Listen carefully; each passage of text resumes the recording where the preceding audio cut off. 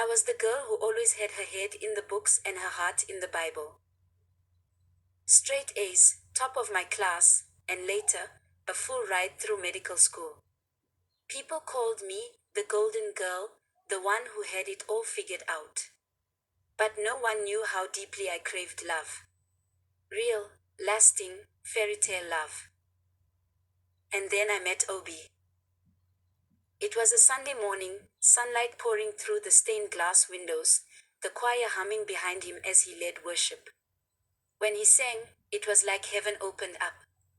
That voice, that smile, the way he looked at me like I was the only woman in the room. I was gone. Hooked. Everyone warned me. My best friend, my older sister, even my mentor at church.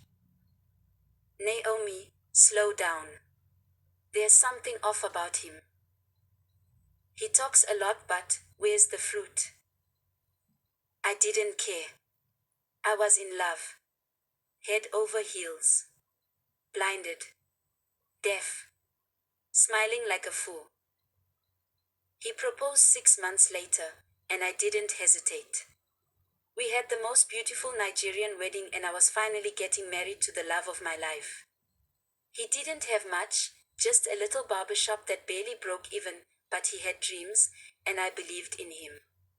I thought my love, our prayers, and a little hard work would make it all fall into place. Then came my graduation day. I was so happy, so proud of myself. My family was proud of me, the first doctor of the family. They were, however, unhappy about me graduating as Mrs. Dada instead of Miss Zulu. He was my husband though.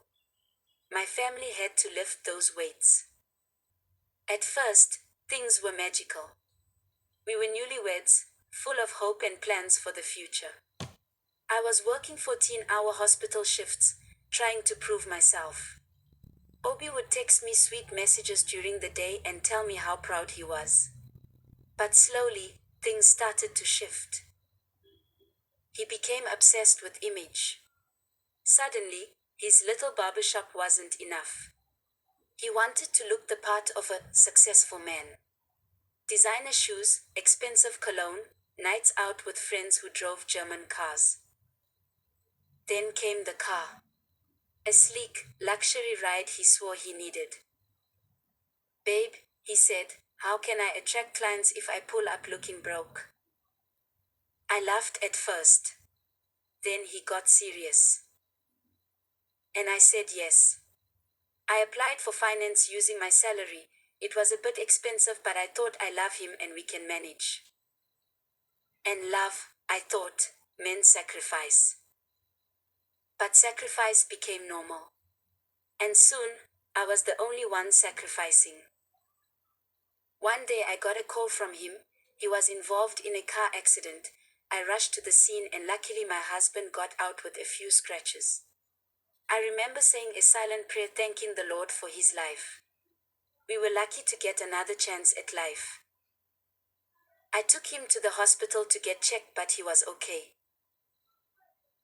I remember feeling some sense of relief because the car was a write-off and the insurance took care of all the related expenses. I thought we could get a smaller car so we can start saving for our kids. We would argue a lot, and one time he got physical with me. He hit me so hard and dragged me across the floor. I could not believe it was my Obi doing this to me. I never reported the assault. Instead, I prayed and hoped that things will get better. Next, I found myself in a Mercedes-Benz dealership. We walked in. He saw a 2 million rands car on the sales floor and said, "This is the one." I told him we could not afford it and that it was too expensive. Maybe we should look for something affordable. He said, "It is this car or nothing." Again, I caved. I applied for finance again, and this time the car would cost me a whopping 23,000 rands per month. Though he never really held my hand in public, I thought by giving him all he wanted, then maybe, just maybe, he might love me more. I was working overtime, paying the bills, raising our two kids while he kept talking about big plans. His barbershop barely made enough for petrol, yet he spent like he was a millionaire. Our kids needed better education. We needed to get a house for them. It was too much. We needed to make changes. I begged him to be practical, to return the car. And that's when everything fell apart. I'm not about to go backwards just because you're tired, he snapped. Tired? I was exhausted. And one night, just like that, he left. Packed a bag and walked out on me and the kids. No warning. No apology. Just silence. When all I had was prayer. I broke.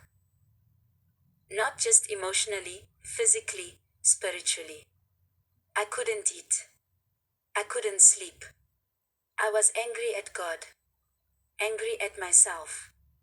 How could I be so smart and still fall for this? But in the middle of that darkness, I dropped to my knees. And for the first time in months, I really prayed, not for Obi to come back, but for God to come in. To fill the emptiness. To give me strength. And slowly, he did. I went to therapy. I stopped pretending I was okay. I let my friends in. I leaned into my faith, my kids, my purpose. I started healing. I stopped waiting for an apology that would never come and started rebuilding the pieces of me I had lost in loving the wrong person too hard. I got myself and the kids a small comfortable car and bought a house, got them into good schools, and it felt good and liberating. I still loved Obi, but I was better off without him. Love should not depend on money or luxuries, especially if you started a family. And I know. How can a whole doctor miss all the signs right? I mean, I am supposed to make smart decisions. But, no. Love knows no qualifications and it got the better of me. It was a bitter lesson for me, and it is because of my qualifications that I am able to take care of myself and my kids.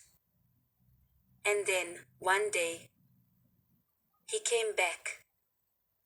Not to stay. Just to say sorry.